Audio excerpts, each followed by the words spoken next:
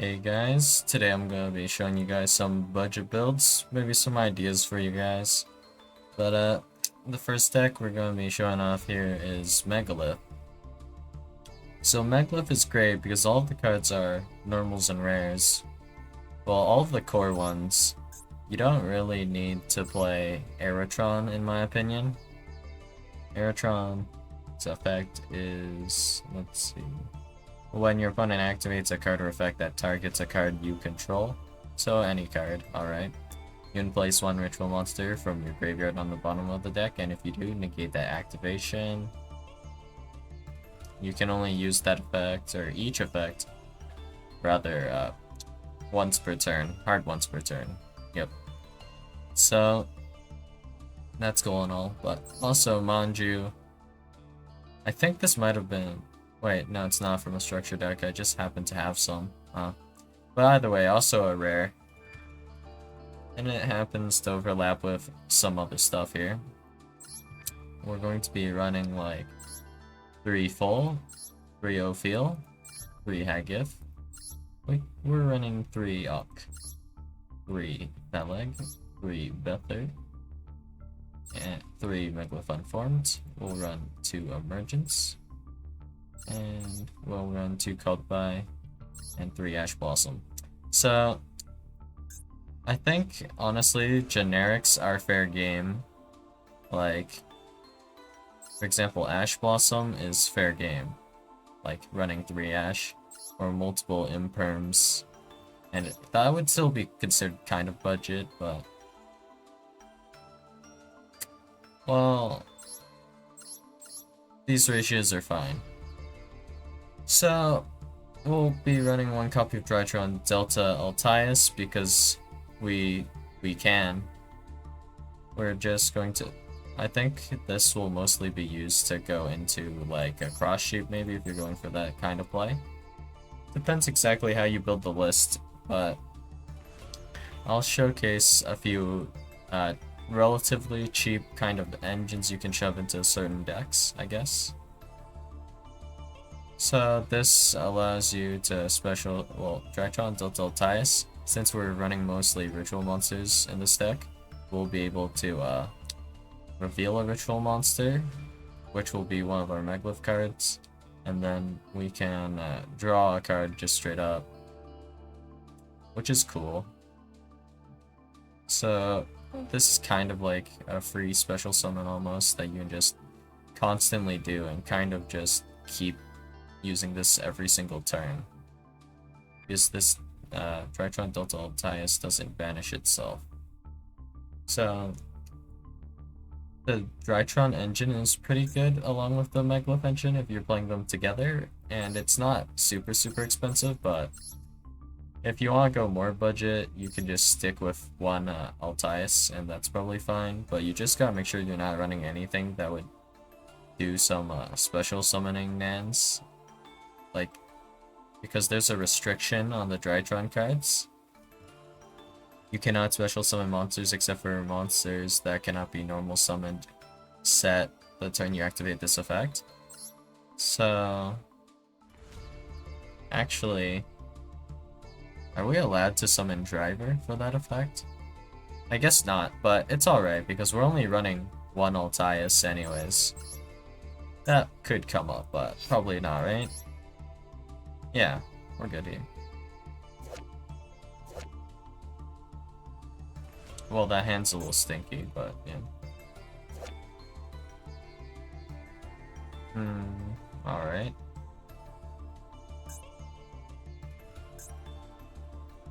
Oh, this one's a pretty good hand actually, though. Megalith Unformed is pretty strong. Well, sometimes you get bad hands and you can't help that. But, anyway. We also have the idea of going this engine. We have Omega here for the Gamma driver stuff, but the idea here is that Chuckanine is actually completely generic, and you can go into Chuckanine, and then if you own a Trident, you can go through all this Zodiac stuff, direct attack with Borbo, and then go Zeus. That's something you can potentially do. And then you just have this big Zeus.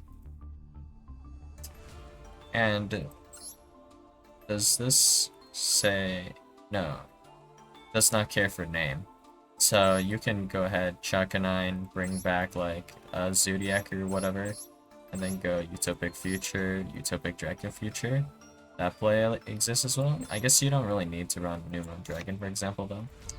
But the other thing, the other engine you can go ahead and do is this one, where you go Draglubion, and then you can summon out Heart Earth Dragon or Hope Harbinger. Does this properly XYZ them?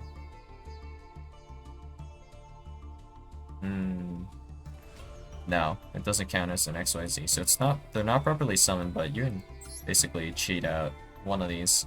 And if you're going this stuff, you could also go the little rank 8 Zeus engine as well instead. If you think your build can more consistently go into that over like this stuff, where you go like Lancelot. It's like this, right? Yeah. You go Lancelot, Lancelot can attack directly, Lancelot into Pain Gainer, and then Pain Gainer into 7 Sins, I believe. Yeah. 7 Sins. And then you go into Zeus. And then that's one of your options.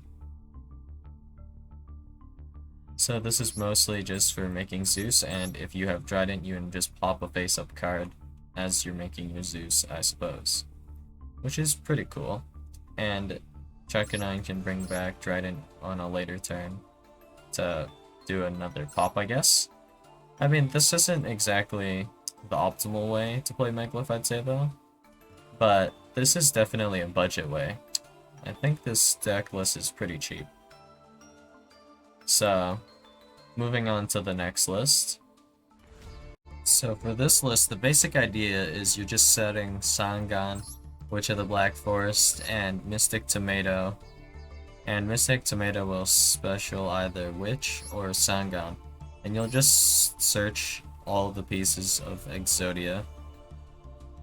And the rest is mostly generic stuff that you can choose, or you can also run certain floodgates like Skill Drain. Doesn't affect any of these cards, so you can just run Skill Drain. Tikaboo, I mean, you're only going to be normal summoning, so you won't really have more than one of the same type, really. So we have Blackhorn of Heaven, just to slow down our opponent. Torrential Tribute, kind of the same thing. We can run Lightning Storm, Raigeki, Monster Reborn, for some Nans. Like, a kind of high level play would be like, for example, your opponent has, let's say, DPE. So you like set some cards, go battle phase. Your opponent actually has Chain not on auto, and then they go pop something because they think you're trying to end your turn. I mean, they can play around this for sure, but then they pop their DPE, let's say, Monster Reborn on DPE. I mean, kind of specific, but sometimes situations with Monster Reborn can come up. Solemn, Dark Sacrifice, whatever. So, you might want to consider adding more like stuff that can, I guess, slow down your opponent, but wait, well, yeah. The extra deck doesn't really matter. If you're running Gamma, you'll run 1 Omega. The rest of these are just to fill up space, so you can just put in whatever you want here. You can't even summon like any of these cards except for Omega via Gamma effect. But yeah, aside from that, it's just this stuff. And then, yeah. All this hand is a stinker. You know what? That hand works well enough. Ash Wilson, turn shield, called back. Yeah, that's okay. This one, oh yeah, that's a gross hand. Then we have this hand. Yeah, these are mostly working out actually.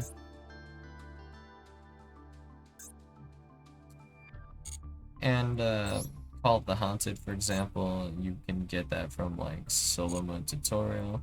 And if you want to use a build that utilizes Dark Sacrifice more, Dark Sacrifice is obtainable from solo mode the Danger Files.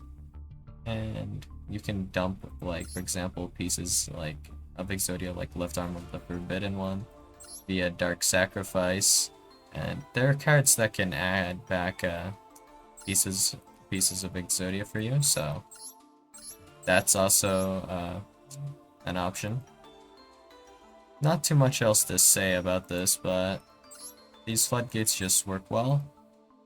And this is a pretty low brain kind of deck where you're it's kind of monkey flip territory, but it's budget, so we'll include this one.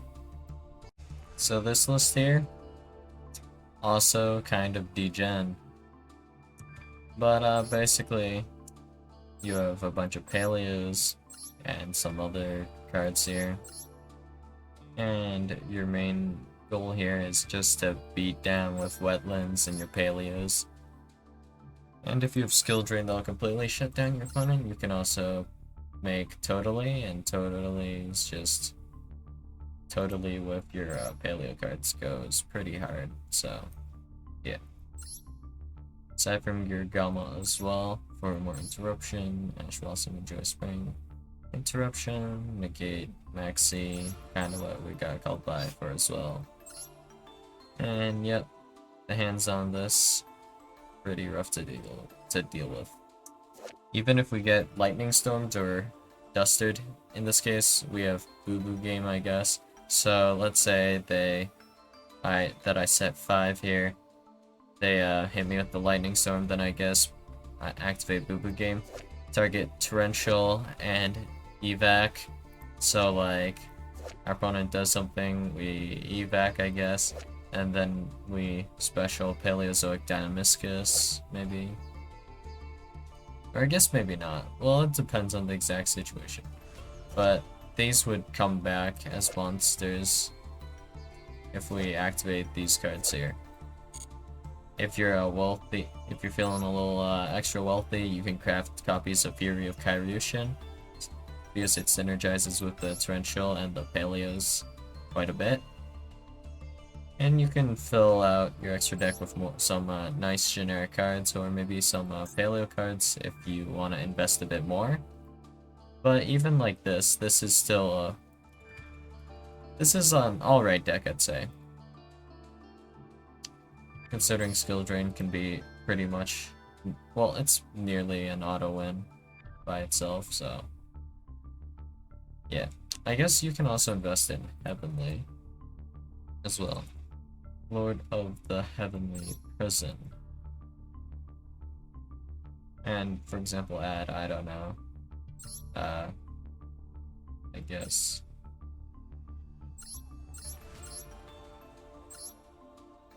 Well, just set a Paleo, I guess. Could work around the ratio some more and whatnot, but this is pretty alright, I'd say. Not too much more to say about this list. So for this list, we're mostly using the structure deck cards for the Pendulum Magician structure deck. So that would be Magicians of Pendulum. So this is included, this is included. This one is not included, so you'll have to craft 2 of them, I suppose, but the rest of them are. And then we have just some staples like this. So this list is a pretty simple list. You're just focusing on making stuff like Time Pendulum Graph. And Agile Electromite isn't completely necessary, I'd say, but always good to have. Beyond the Pendulum. If you're not running Beyond the Pendulum, we can remove Abyssect or Curtain Raiser and replace it with something else. And you can just run generic stuff like generic Rancors, generic Synchro 10s, generic Synchro 8s, whatever. You can probably make them. And, like, fairly often, I'd say. The hands are probably pretty interesting with this. But one of the plays you could go for is you can go just like Gallant Grand Knight, add Nibiru. Not much else to say about that, but because you're not necessarily flooding your field with monsters, that's an option. So most of these hands are pretty fine. You don't necessarily need Astrograph or Chronograph to do just like, well, it would be nice if you had like Supreme Starving Venom. That really does help with different things. But basically you just want to be trying to grab Time Pendulum Grab. If you activate Pendulum Call first, you can't pop Double Iris. So that's just something that you'll have to play around, I suppose, but you could just as easily like pen call and then set Time Pendulum Graph and pass, and then you can pop one, send one on the next turn. For a relatively budget deck, I think that's pretty good. Like, even with a hand like this, we can, this is pretty good actually. We can go ahead, Curtain Raiser, special, and then we could normal, I guess harmonizing would be fine, or Double Iris probably might be a little bit better. Not completely sure, but there are plays you can make. You kinda just have to see them. So, Wisdom Eye can just pop itself, and then you can pend it in a second. And Electromite just allows us to pop Double Iris as well. Pen Call, Time Pendulum Graph, aside from Gear Gamma. This hand's actually pretty nasty. But yeah, that's about it for today. So I'll see you guys. Hope I gave you guys some good ideas, I suppose. Well, what can I say? Pen best deck.